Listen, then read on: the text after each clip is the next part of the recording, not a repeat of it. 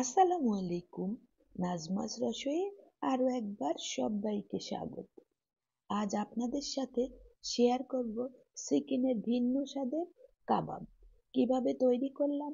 আর এই কাবাবটা এত মজার, যেহেতু সামনে আমাদের রমজান মাস, ইফতার টেবিলে এইরকম একটা কাবাব যদি থাকে তাহলে ইফতারের স্বাদটা খুব ভালোভাবে নেওয়া যাবে।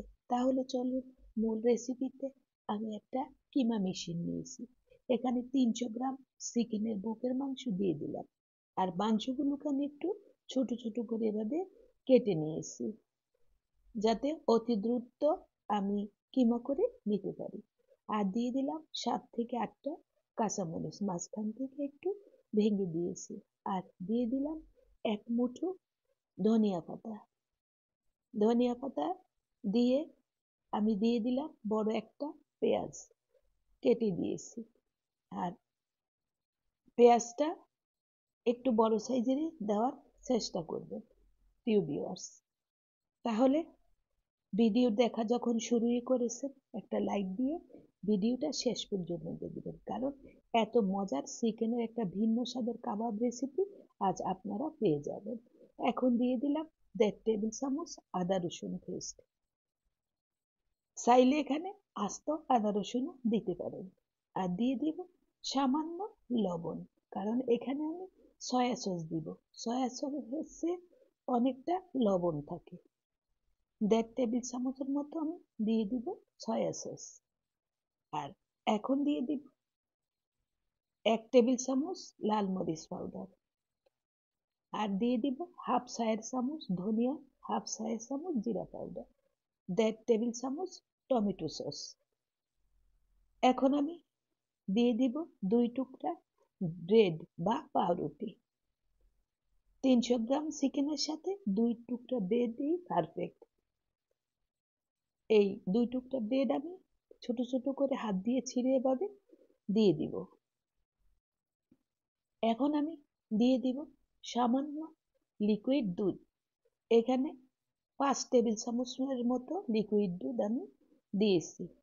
এখন আমি জারের ঢাকাটা দিয়ে একদম কিমা করে দিব।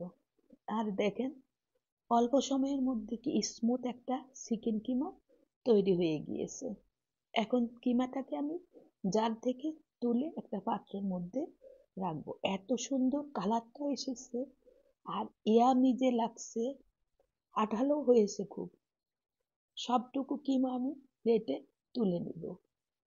তবে লাস্ট পর্যন্ত কিন্তু রেসিপিটা দেখতে হবে, তাহলে আপনি বাসায় তৈরি করতে পারবেন। আর দিয়ে দিব 1 টেবিল চামচ ঘি। এখানে ঘিটা দেওয়ার একটাই উদ্দেশ্য, যখন আমি এই কাবাবটা ভাজবো তখন সুন্দর একটা গ্রান বের হবে। আর খাওয়ার সময় তো প্রত্যেকটা কামড়েই আমি ঘিয়ের গ্রান পাবো। এক সাইডে রেখে এখানে আমি 3টা টোস্ট বিস্কিট গুঁড়া করে নিব। টোস্ট বিস্কিটের গুঁড়াটা দিলে কাবাবটা একটু ক্রিস্পি হয়, নরম হয় না। ভাজার পরও অনেকক্ষণ পর্যন্ত শক্ত থাকে, আর না হয় নরম হয়ে যাবে। বিয়ে বাড়ির বাবুর্চিরা কিন্তু সব সময় কাবাবের মধ্যে এই টোস্ট বিস্কিটের গুঁড়াটা ব্যবহার করে। টোস্ট বিস্কিটের গুঁড়া হয়ে গিয়েছে। এখন আমি চিকেনের ডোয়ের মধ্যে সম্পূর্ণ বিস্কিটের গুঁড়াটা দিয়ে দিব। দিয়ে হাত দিয়ে ভালোভাবে মেখে দিব, যাতে সবগুলো একসাথে মিশে যায়। আর বিস্কিটের গুঁড়াটা কিন্তু অনেক সুন্দর হয়েছে, কারণ আমার এই কিমা মেশিনটা অনেক ভালো। এইভাবে আমি হাত দিয়ে ভালোভাবে কিন্তু মিশিয়ে নিব। ভালোভাবে হাত দিয়ে ডলে মিশিয়ে একটা স্মুথ ডো আমি তৈরি করব। আর এই যে দেখেন সুন্দর কাবাবের শেপ কিন্তু দেওয়া যাচ্ছে, পারফেক্ট ডো তৈরি হয়েছে। এখন 2 হাতের তালুতে সামান্য তেল, আর যেই পাত্রের মধ্যে আমি চিকেন কাবাবটা রাখবো ওই পাত্রের মধ্যে আমি তেল মুছে দিয়েছি, কারণ আমি প্রথমেই ডিপ ফ্রিজে সংরক্ষণ করব। সাথে সাথেও কিন্তু ভেজে খাওয়া যায়। তবে আমি যেহেতু বলেছি সামনে রমজান মাস, একবার বানিয়ে পুরা রমজান রেখে খেতে পারবেন। 1 থেকে 2 কেজি চিকেনের কাবাব যদি তৈরি করা যায়, পুরা রমজান মাস খেয়ে মেহমান বা আত্মীয় স্বজনকেও দেওয়া যাবে।